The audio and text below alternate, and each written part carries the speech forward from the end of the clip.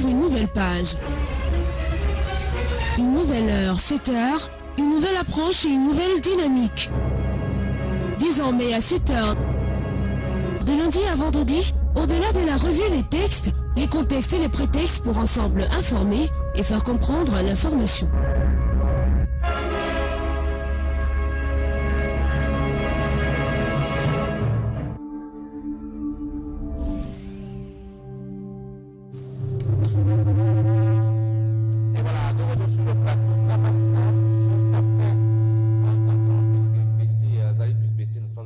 Merci à Fouda.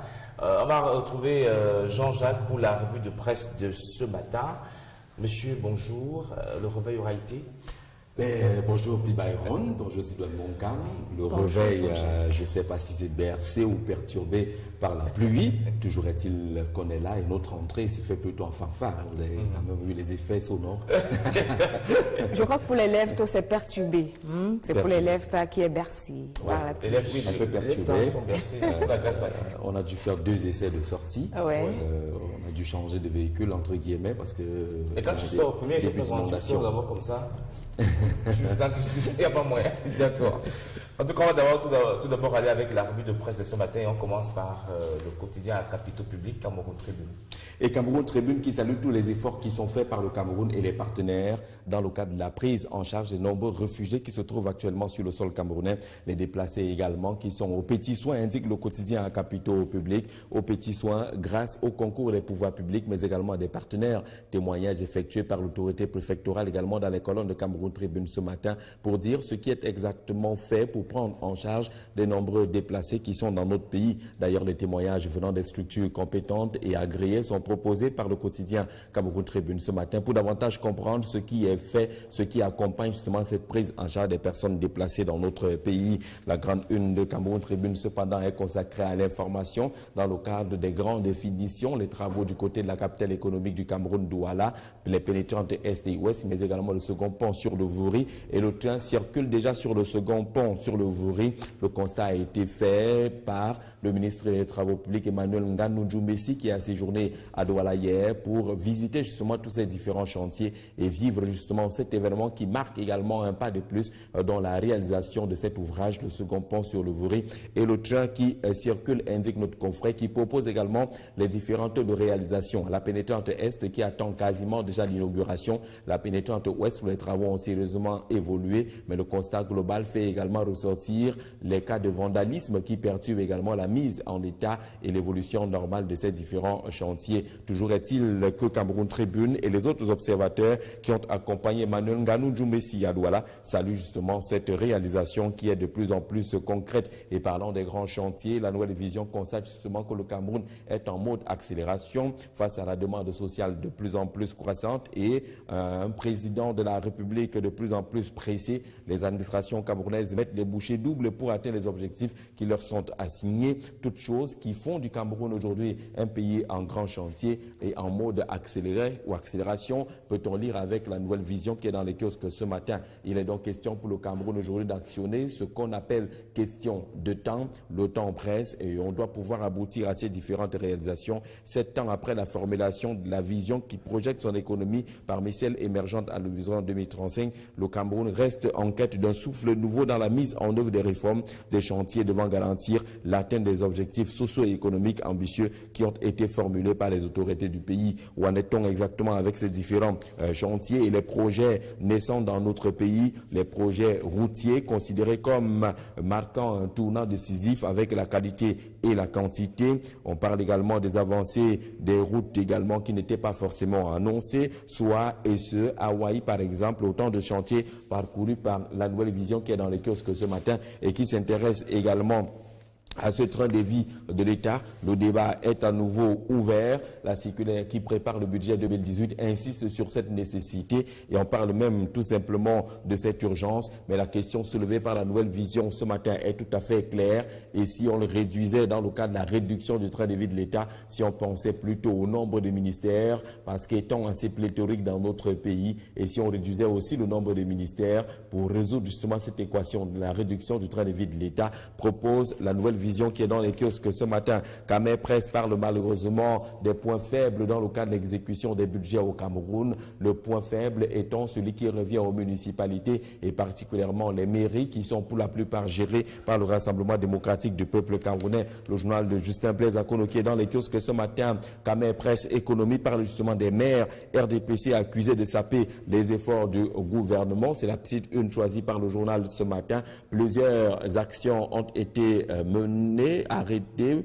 proposées. Malheureusement, ces actions-là semblent ne pas connaître un taux d'exécution assez considérable. Le problème étant justement ces difficultés rencontrées par des mairies à tort ou à raison, complices ou tout simplement victimes. La lecture est proposée par notre confrère Camé Presse qui est dans les kiosques ce matin et parle également du contrôle supérieur de l'État en sa grande une. Le CONSUPÉ qui épingle le directeur général de l'autorité portuaire. Le journal nous apprend qu'il est reproché à Josué Yumba d'avoir ordonné des décaissements sans rapport avec l'intérêt et l'activité de son entreprise. Les poches de dépenses sont aussi étonnantes que le montant que l'État lui réclame, indique notre confrère qui est dans les kiosques ce matin, proposant également ces poches de dépenses problématiques, mais également les montants. C'est un marin dans la tempête que propose notre confrère. On parle d'un argumentise ou la loi de l'omerta, les différentes motivations, un argumentaire béton pour descendre les quelques 27 fautes de gestion constatées par la mission du contrôle supérieur de l'État. Expression économique par l'économie ce matin avec les conséquences des accords de partenariat économique, notamment la phase première. Le Cameroun a déjà perdu dans cette phase-là pas moins de 700 millions de francs CFA au moment où la seconde phase de mise en œuvre des accords de partenariat économique avec l'Union européenne va être lancée le 4 août prochain, dans quelques jours maintenant. Expression économique fait le bilan des franchises du premier groupe tout en proposant la liste des produits européens qui ont fait perdre de l'argent à l'économie camerounaise. Dans cette édition, pratiquement 4 pages de cette liste des produits qui sont concernés par l'accord de partenariat économique, mais également ces points et cet argent perdu par notre pays. Le journal nous apprend par exemple que 200 opérateurs camerounais ont bénéficié d'une franchise de 25 milliards de francs CFA. On indique également dans cette édition en termes de calcul et autres qu'au cours de la 16e session du comité ministériel de négociation de l'accord de partenariat économique avec l'Union européenne, réuni à Douala le 3 mars 2017, Paul Motazé, le ministre de l'économie, a indiqué qu'à la suite d'une première évaluation, le Cameroun juge très limité pour le moment l'impact budgétaire de ce démantèlement tarifaire estimé à 700 millions de francs CFA en 7 mois, ce qui fait une perte de 100 millions de francs CFA par mois, selon Expression économique qui est dans les kiosques ce matin. Dans les kiosques également, mutation et la fonction publique. Ces décisions qui sont prises par le ministre de la fonction publique et de la réforme administrative, Michel-Ange Anguine, portant justement annulation des actes de recrutement de pas moins de 229 personnels de l'État. 229 ont vu donc ces décisions annuler les actes de recrutement pour illégalité selon la lecture proposée par Mutation ce matin. Ces personnels avaient été recrutés au mépris des décisions prises par le Premier ministre, chef du gouvernement, dans les années 2009, le recrutement intervenant entre 2013 et 2016, finalement annulé. D'ailleurs, le texte d'annulation accompagne également quelques sanctions entre guillemets parce que ces personnels illégalement recrutés ont indûment perçu les salaires de l'État et devront rembourser ces salaires-là. Les actes du Premier ministre avaient justement interdit les recrutements de quelques personnels temporaires, apprend-on dans les colonnes de Mutation ce matin, qui interroge également ce qui va changer ce jour avec la formule Orange Money. Un communiqué balancé par l'entreprise Orange hier annonce des changements aujourd'hui et ces changements-là peuvent se matérialiser par les augmentations diverses des coûts liés au transfert monnaie, transfert d'argent, le service Orange Money. Les nouveaux tarifs applicables dès ce jour, signale Mutation dans les kiosques ce matin, tout en ressortant cette ire des Camerounais qui n'acceptent n'acceptent pas du tout cette augmentation annoncée sans aucun respect pour les abonnés par l'entreprise Orange. D'ailleurs, les textes de ce communiqué sont proposés par notre confrère ce matin, mais la colère également des Camerounais recensée par mutation, un tableau représentatif des tarifs qui seront appliqués à partir d'aujourd'hui est également proposé par mutation, mais certains Camerounais qui disent dans les colonnes du journal que finalement la période des vaches grasses a commencé pour Orange Money, à peine justement le service commençait à séduire les Camerounais. La grande une cependant nous raconte l'histoire, la vie au quotidien des dialysés au Cameroun. Une journée au service d'hémodialyse. Le journal nous apprend que repartis en 3 groupes, les malades d'insuffisance rénale passent une séance de 4 heures par jour. Comment ça se passe de ce côté-là? Comment les patients vivent ces moments difficiles de dialyse et autres dans les centres spécialisés? C'est le grand reportage que propose Mutation qui est dans les kiosques ce matin. Ce matin également dans les kiosques le quotidien L'Épervier qui nous parle justement des relations entre le président Paul Biya et des grandes familles au Cameroun. Quelle relation entre le régime Biya et les grandes familles? Lesquelles grandes familles sont d'ailleurs listées par notre confrère ce matin? Le chef de l'État, depuis son accession à la magistrature suprême, continue d'entretenir relations plus ou moins ambiguës avec certaines grandes familles, dont les plus divisées semblent être celles d'Amadou Aïdio ou de Salomon Tandemouna. Quel rapport avec les Foncha, la famille Fotso, la famille Kadi de Fotso, les Aïdio? Tout cela est cité par notre confrère ce matin. La famille André Fouda également et autres familles signalées, les Sopo Priso, Emma Basile et la famille Ayatou. Le journal fait le tour justement de ces relations entre le régime Biya et ses grandes familles, tout en proposant également, vous le voyez bien, du côté du Sérail, et les pierres peut-être pour remplacer Amadou Ali. Le journal dit par exemple ce matin que l'actuel ministre de l'Environnement, de la Protection de la Nature et du Développement durable en pole position pour être promu vice-premier ministre, ceci pour remplacer numériquement en lieu et place Amadou Ali, le frère, comme on dit, du village, indique le journal ce matin. Génération Libre parle également de Hélé Pierre. Hélé Pierre contre la candidature de Paul Biya, indique également notre confrère après avoir mis dans le gouffre l'UNDP et les pierres veut noyer le RDPC dans le département du Mayokani, titre Génération Libre, qui est également dans les kiosques. Avant de découvrir l'ouverture finalement du procès concernant l'ancien directeur général de la CRTV, Amadou Vamoulke, parce qu'ils sont 2 actuellement détenus, Amadou Vamoulke, ce procès est enfin ouvert, indique le quotidien Émergence. Après un an passé en détention provisoire, l'ex-directeur général de la CRTV a désormais la possibilité de s'expliquer sur les accusations de détournement de pratiquement 3,2 milliards de francs CFA qui pèsent contre lui. Hier déjà, la liste des témoins de l'accusation a été rejetée et on le sait également, Amadou Vamoulke plaide non coupable. Le procès est ouvert et les chiffres sont également proposés par le quotidien Émergence ce matin. Le quotidien Émergence qui parle également de cette sortie du groupe des Nations Unies concernant justement l'affaire Yves-Michel Fotso, et c'est clair, selon le groupe des Nations Unies, le milliardaire n'est pas détenu de façon arbitraire au Cameroun, indique justement le groupe de travail de l'Organisation des Nations Unies concernant le cas Yves-Michel Fotso. Le Messager qui est dans le kiosque à partir de Douala parle également de cette actualité à son pied de une, cette sortie du groupe de travail de l'Organisation des Nations Unies concernant le cas Yves-Michel Fotso, qui n'est donc pas détenu arbitrairement dans notre pays. Le Messager consacre cependant sa grande une à l'urgence de réduire le train de vie de l'État concernant le budget. On sait également que les travaux du comité interministériel de suivi des programmes qui s'est ouvert ici, ces travaux qui se sont ouverts ici hier à Yaoundé et ce jusqu'au 11 août prochain, vont tabler également sur cette nécessité de la réduction du train de vie de l'État dans la recherche justement des leviers à actionner pour réussir le pari de cette réduction à ces problématiques du train de vie de l'État. Le Info Matin, dans les kiosques ce matin, nous parle de l'action gouvernementale et la fièvre d'un remaniement qui gagne le Sérail. Beaucoup en pratiquement perdu du sommeil. Les activités et les actes démontrent justement que c'est une véritable fièvre qui parcourt aujourd'hui le gouvernement relativement justement à cette éventualité de remaniement ministériel. On le voit bien également, la petite une journal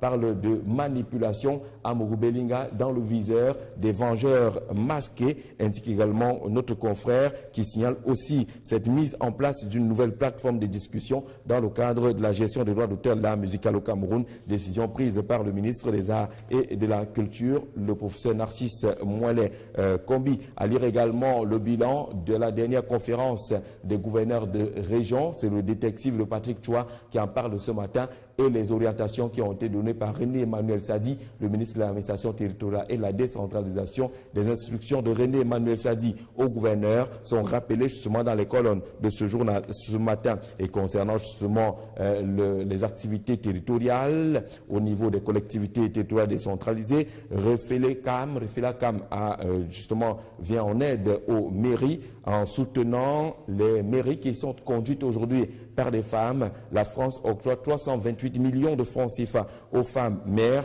La cérémonie se déroulait du côté de Banganté. C'est l'orphelin qui en parle en sa grande une ce matin. On apprend justement que la dynamique, le dynamisme du réseau des femmes élues locales d'Afrique, section du Cameroun, c'est une fois de plus matérialisé à la faveur de sa tenue du tout premier comité de pilotage du projet Enerba le 27 juillet dernier à Banganté, concomitamment au démarrage de la première phase du dit projet dans les mairies de Foukou et de Banganté. L'information est reprise également par le journal Sa Presse qui est dans les kiosques ce matin, qui parle également de gouvernance locale et cette action au profit des mairies conduites par les femmes qui brillent par un dynamisme certain tel qu'on peut le découvrir justement dans les colonnes des journaux qui en parlent ce matin. Éco-santé pour sa part parle de performance au niveau de la santé. La santé s'améliore dans notre pays selon le rapport du progrès des objectifs millénaires pour le développement, les OMD. Non seulement l'espérance de vie est passée de 51 ans en l'an 2000 à pratiquement 57,3 ans en 2015. La prévalence au VIH/SIDA a également chuté dans notre pays et du coup on se porte un peu mieux au Cameroun. Signal Éco-Santé qui est dans les kiosques ce matin et qui salue justement cette santé qui s'améliore dans notre pays, tout comme la gestion financière pourrait également s'améliorer en se fondant sur Alamine Ousmane Meh, le ministre des Finances. Selon la première de l'Info Plus dans les kiosques ce matin, il est le pire cauchemar des imposteurs et prédateurs des caisses publiques. Le ministre des Finances s'est signalé à la petite une du journal La Première de l'Info Plus ce matin relativement au travail abattu par le patron des finances au Cameroun, Alamine Ousmane Meh. La grande une cependant concerne ces faits notés au niveau du Sérail.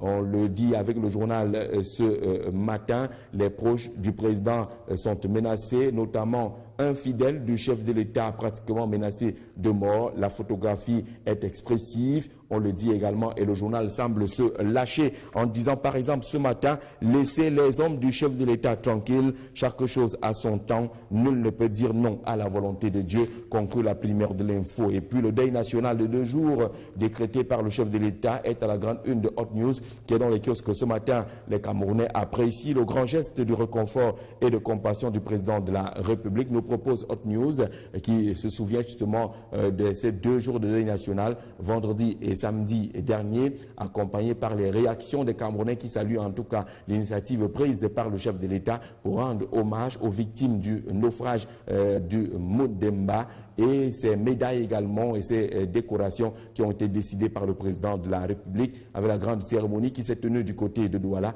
sous la présidence du ministre délégué à la présidence en charge de la défense, représentant personnel du président de la République. Le journal parle également du commandement territorial et les consignes qui ont été données aux gouverneurs de région qui étaient rassemblés la semaine dernière ici à Yaoundé. Merci Jean-Jacques pour la très belle lecture d'une proposée ce matin par nos amis de la presse écrite. On va revenir sur un sujet qui retient notre attention et particulièrement on va s'intéresser aux travaux publics pour revenir sur le pont sur le Vaury.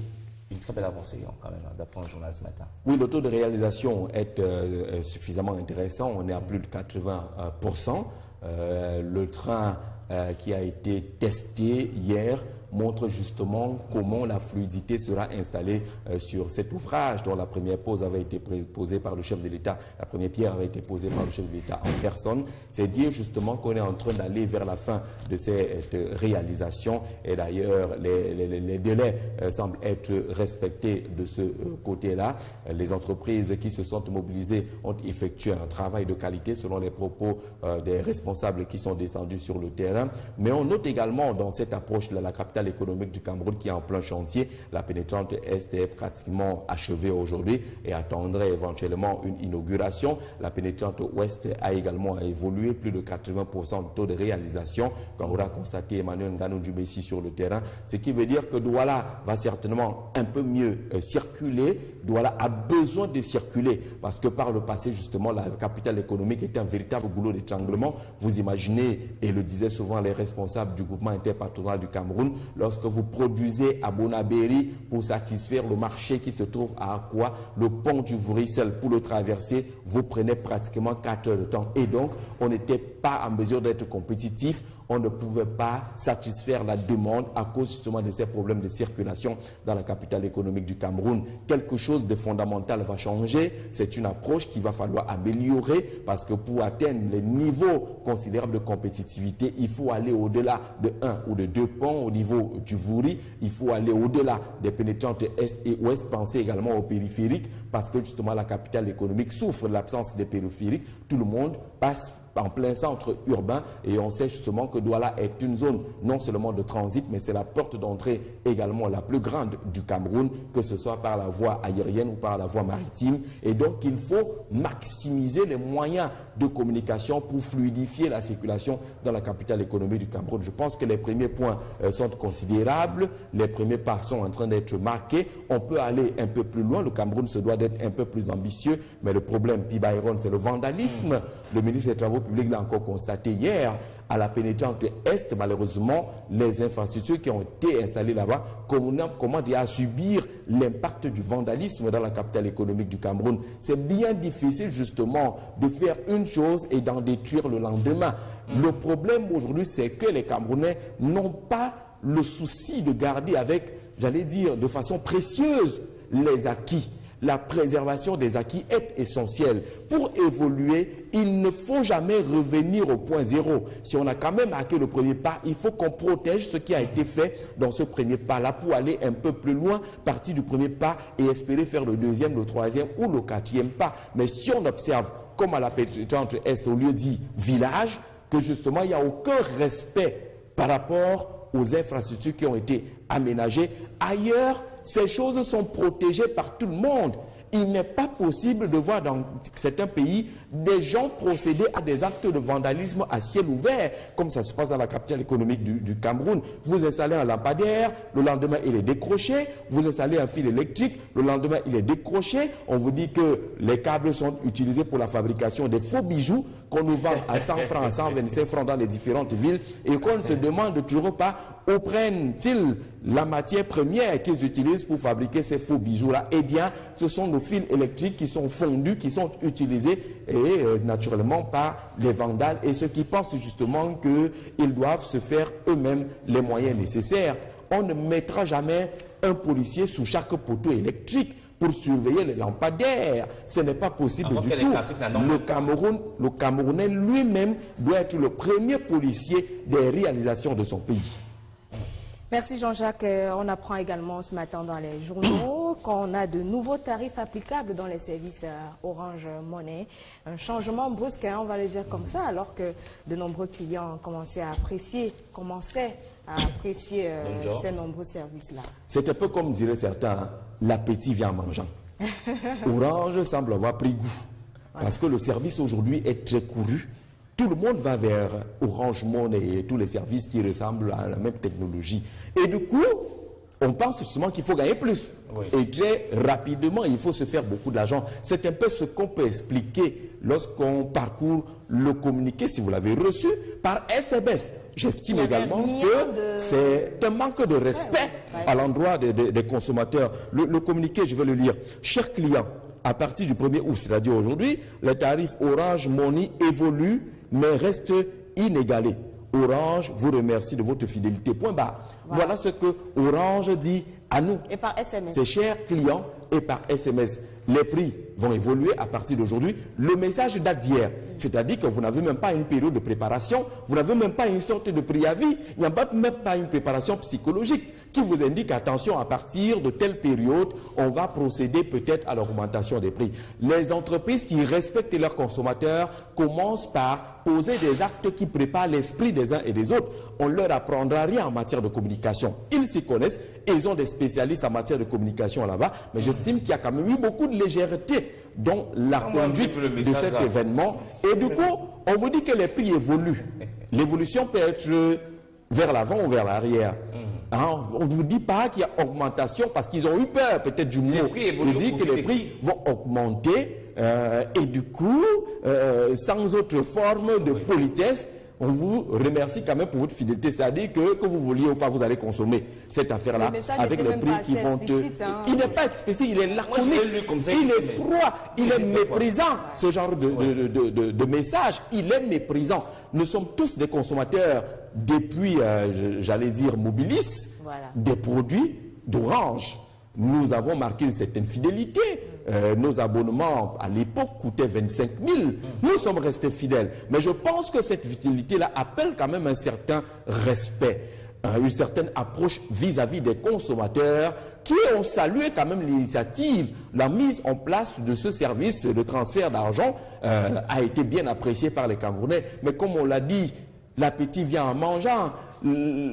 Tel que nous allons vers les dépôts, les kiosques et autres, là, Orange a vu et s'est dit que naturellement, ils sont prisonniers parce que les services, j'allais dire de concurrence, ne paraissent pas à même de relever le défi de Orange Money. Et du coup, on veut profiter de la faiblesse de la concurrence pour nous assommer avec cette augmentation de prix. J'espère justement que Orange, à partir d'aujourd'hui, va mettre en place une autre stratégie de communication. Donc, en matière de communication, il faut appâter le client. Il faut le convaincre avec subtilité. Il ne faut pas l'agresser, il ne faut pas le mépriser, tel que le communiqué par SMS que les uns et les autres ont reçu semble refléter. Je pense qu'il y a encore moyen de rattraper quelque chose. D'ailleurs, on espère voir nos amis d'Orange débarquer ici pour faire une communication totale, parce que la communication par SMS, naturellement, tous les espaces de meilleure communication peuvent être exploités par cette structure, surtout qu'on parle d'augmentation des prix. En matière d'augmentation des prix, la subtilité est de mise. Il faut savoir comment marquer les pas et comment porter ce genre de message à l'endroit de ceux-là qui vous font. Parce que les entreprises ont l'impression que c'est elles qui nous font. C'est nous les consommateurs qui faisons ces entreprises. Et c'est nous qui avons, j'ai lu un peu les textes, les posts de Delors Magellan Kamso Kangen, le président de la Ligue camerounaise des consommateurs. Face à des situations comme celle-ci, on doit voir se mobiliser les associations des consommateurs parce que le consommateur est méprisé. Ses droits ne sont pas du tout respectés par des entreprises qui opèrent de cette façon-là et qui semblent croire justement que nous ne sommes que des prisonniers parce qu'obligés de consommer. Et à partir de ce niveau-là, nous avons des régulateurs dans ce pays. Que fait le régulateur? Quelle a été la démarche qui a été faite auprès du régulateur pour arriver à cette augmentation des prix? Je pense que c'est une démarche qui a été faite auprès de l'ART. Eh bien, on n'aurait pas découvert avec la brutalité ce communiqué par SMS qui a été rendu public par Orange Cameroun. Je pense que le régulateur doit pouvoir interpeller cette structure et dire qu'attention, nous sommes quand même, nous servons les publics. Nous servons les consommateurs et le consommateur a droit à ci, a droit à cela et que l'approche naturellement doit être revue dans le cadre de cette politique. Mais si douane qu'allons nous faire, nous ne sommes que des prisonniers. Ces choses-là... Le message là, il y a dit que nous on aime comme c'est là. Nous on aime comme c'est là. Parce que déjà quand le message était vague, je ne comprenais pas si ça sera à mon profit. C'est moi qui va avoir enrichi. Parce que moi, je n'ai rien enrichi encore. J'avoue que je n'ai rien compris hier. Je n'ai rien compris. Quand je l'ai vu, je me suis posé... On a eu la chance d'être en ce moment-là connecté, de lire ce qui se dit à travers les réseaux sociaux. Mais je pense quand même que connaissant le personnel et les personnels d'Orange Cameroun, connaissant la qualité des personnels de ce côté-là, il y a des choses qu'on peut encore faire. Et on voit la communication. Ce n'est pas un rappel inutile. Le client est roi. le client est le faiseur de roi. Si le client n'est pas content, il n'y a aucune structure qui peut prospérer. Le client peut sanctionner, même si vous avez des prix, dit-on, meilleurs que ceux venant de la concurrence, le client, parce qu'il voudrait également que vous observiez et que vous respectiez sa dignité, peut sanctionner, il peut le faire. Nous faisons confiance aux régulateurs, nous faisons confiance à Orange Cameroun, nous faisons confiance aux organisations des consommateurs, parce que le consommateur au Cameroun mérite du respect. Merci Jean-Jacques pour la revue de presse de ce matin. Le message est passé. On va dire bonjour à Sa Majesté Madame Marie-Catherine Godjob, qui est chef traditionnel de 3e degré et qui invite les populations et les élites à prendre part à la cérémonie de prise de contact du nouveau sous-préfet de Massok Songloulou, qui aura lieu donc ce 4 août, donc je crois vendredi, à Long-Ega.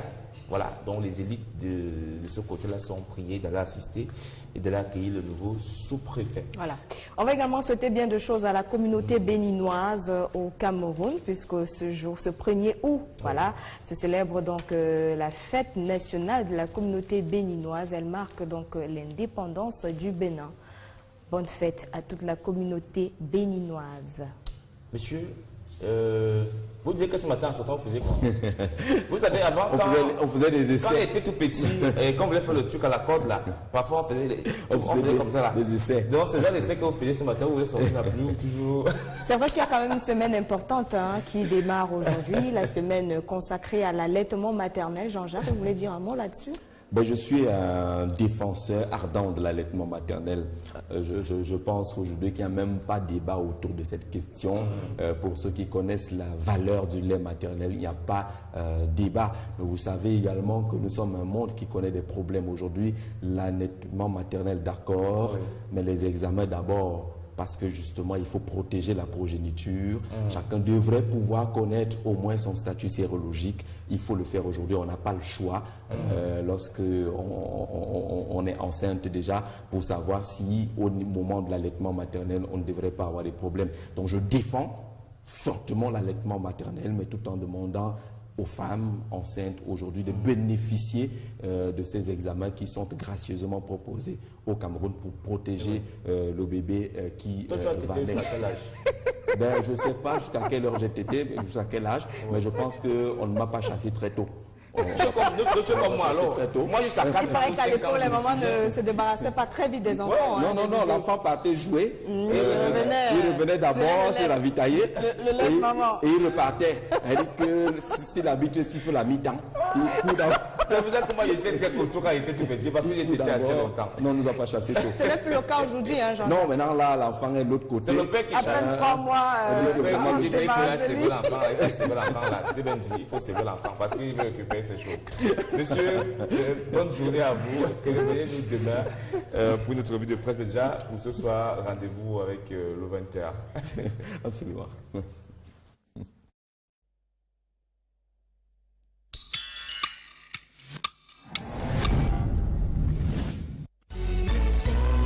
De gestion constatée par la mission du contrôle supérieur de l'État. Expression économique par l'économie ce matin avec les conséquences des accords de partenariat économique, notamment la phase première. Le Cameroun a déjà perdu dans cette phase-là pas moins de 700 millions de francs CFA au moment où la seconde phase de mise en œuvre des accords de partenariat économique avec l'Union européenne va être lancée le 4 août prochain, dans quelques jours maintenant. Expression économique fait le bilan des franchises du premier groupe tout en proposant la liste des produits européens qui ont fait perdre de l'argent à l'économie camerounaise. Dans cette édition, pratiquement 4 pages de cette liste des produits qui sont concernés par l'accord de partenariat économique, mais également ces points et cet argent perdu par notre pays. Le journal nous apprend par exemple que 200 opérateurs camerounais ont bénéficié d'une franchise de 25 milliards de francs CFA. On indique également dans cette édition en termes de calcul et autres qu'au cours de la 16e session du comité ministériel de de négociation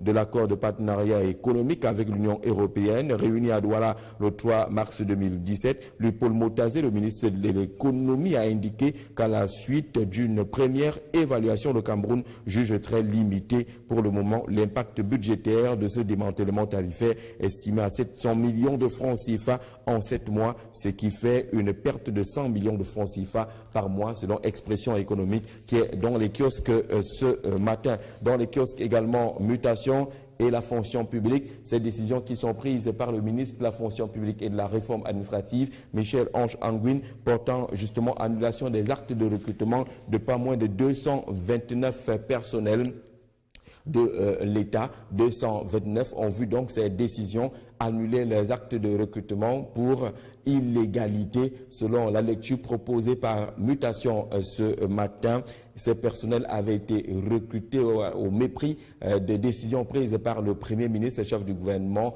dans les années 2009, recrutement intervenant entre 2000 et ce Hawaï par exemple, autant de chantiers parcourus par la Nouvelle Vision qui est dans les kiosques ce matin et qui s'intéresse également à ce train de vie de l'État. Le débat est à nouveau ouvert. La circulaire qui prépare le budget 2018 insiste sur cette nécessité et on parle même tout simplement de cette urgence. Mais la question soulevée par la Nouvelle Vision ce matin est tout à fait claire. Et si on le réduisait dans le cadre de la réduction du train de vie de l'État, si on pensait plutôt au nombre de ministères, parce qu'étant assez pléthorique dans notre pays, et si on réduisait aussi le nombre de ministères pour résoudre justement cette équation de la réduction du train de vie de l'État, propose la Nouvelle Vision qui est dans les kiosques ce matin. Camer Presse parle malheureusement des points faibles dans le cadre de l'exécution des budgets au Cameroun. Le point faible étant celui qui revient aux municipalités et particulièrement les mairies qui sont pour la plupart gérées par le Rassemblement démocratique du peuple camerounais. Le journal de Justin Blaise Akono qui est dans les kiosques ce matin. Camer Presse Économie parle justement des maires RDPC accusés de saper les efforts du gouvernement. C'est la petite une choisie par le journal ce matin. Plusieurs actions ont été menées, arrêtées, proposées. Malheureusement, ces actions-là semblent ne pas connaître un taux d'exécution assez considérable. Le problème étant justement ces difficultés rencontrées par des mairies à tort ou à raison, complices ou tout simplement victimes. La lecture est proposée par notre confrère Camer Presse qui est dans les kiosques ce matin et parle également du contrôle supérieur de l'État en sa grande une. Le CONSUPÉ qui épingle le directeur général de l'autorité portuaire. Le journal nous apprend qu'il est reproché à Josué Yumba d'avoir ordonné des décaissements sans rapport avec l'intérêt et l'activité de son entreprise. Les poches de dépenses sont aussi étonnantes que le montant que l'État lui réclame, indique notre confrère qui est dans les kiosques ce matin, proposant également ces poches de dépenses problématiques, mais également les montants. C'est un marin dans la tempête que propose notre confrère. On parle d'un argumentise ou la loi de l'omerta, les différentes motivations, un argumentaire béton pour descendre les quelques 27 fautes. Ouvre une nouvelle page. Une nouvelle heure, 7 heures, une nouvelle approche et une nouvelle dynamique. Désormais à 7 heures, de lundi à vendredi, au-delà de la revue des textes, les contextes et les prétextes pour ensemble informer et faire comprendre l'information.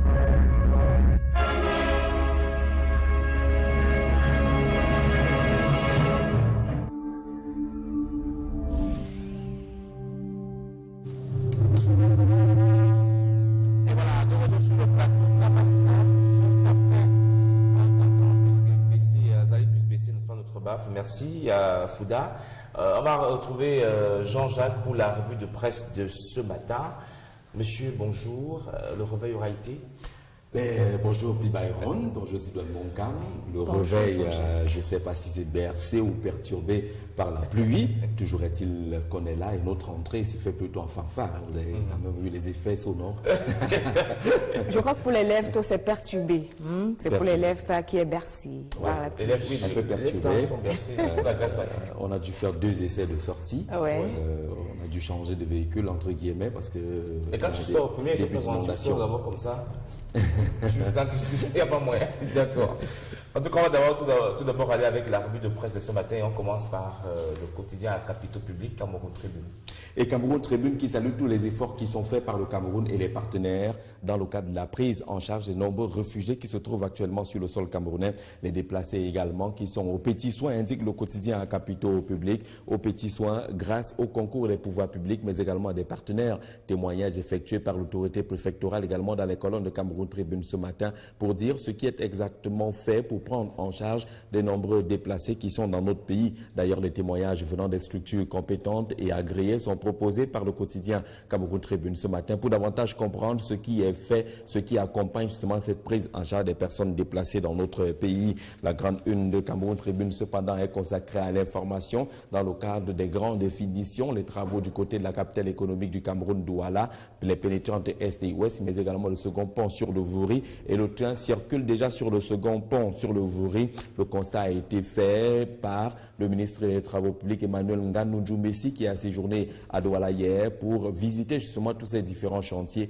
et vivre justement cet événement qui marque également un pas de plus dans la réalisation de cet ouvrage, le second pont sur le Vouri. Et le train qui circule, indique notre confrère, qui propose également les différentes de réalisation. La pénétrante Est qui attend quasiment déjà l'inauguration, la pénétrante Ouest où les travaux ont sérieusement évolué, mais le constat global fait également ressortir les cas de vandalisme qui perturbent également la mise en état et l'évolution normale de ces différents chantiers. Toujours est-il que Cameroun Tribune et les autres observateurs qui ont accompagné Emmanuel Nganou Messi à Douala saluent justement cette réalisation qui est de plus en plus concrète. Et parlant des grands chantiers, la nouvelle vision constate justement que le Cameroun est en mode accélération face à la demande sociale de plus en plus croissante et un président de la République de plus en plus pressé. Les administrations camerounaises mettent les bouchées doubles pour atteindre les objectifs qui leur sont assignés. Toutes choses qui font du Cameroun aujourd'hui un pays en grand chantier et en mode accéléré ou accélération, peut-on lire avec la nouvelle vision qui est dans les kiosques ce matin.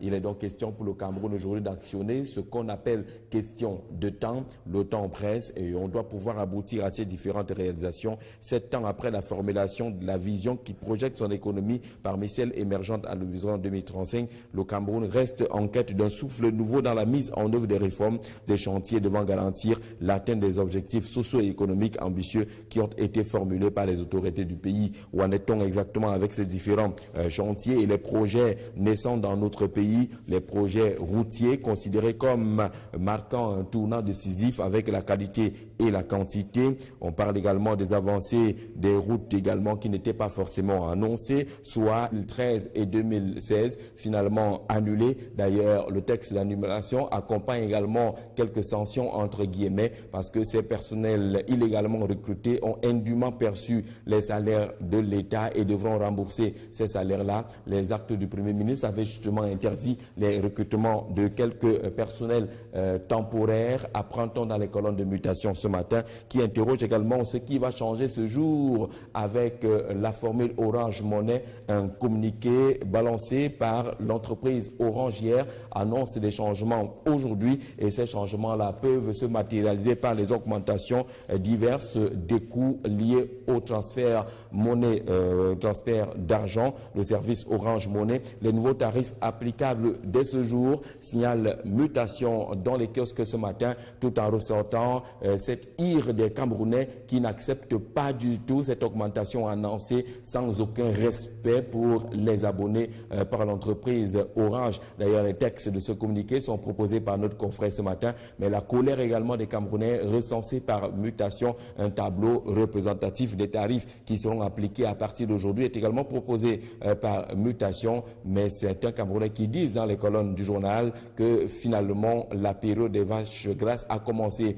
pour Orange Money, à peine justement le service commençait à séduire les Camerounais. La grande une cependant nous raconte l'histoire, la vie au quotidien des dialysés au Cameroun. Une journée au service d'hémodialyse. Le journal nous apprend que repartis en 3 groupes, les malades d'insuffisance rénale passent une séance de 4 heures par jour. comment ça se passe de ce côté-là, comment les patients vivent ces moments difficiles de dialyse et autres dans les centres spécialisés. C'est le grand reportage que propose Mutation qui est dans les kiosques ce matin. Ce matin également dans les kiosques, le quotidien L'Épervier qui nous parle justement des relations entre le président Paul Biya et des grandes familles au Cameroun. Quelle relation entre le régime Biya et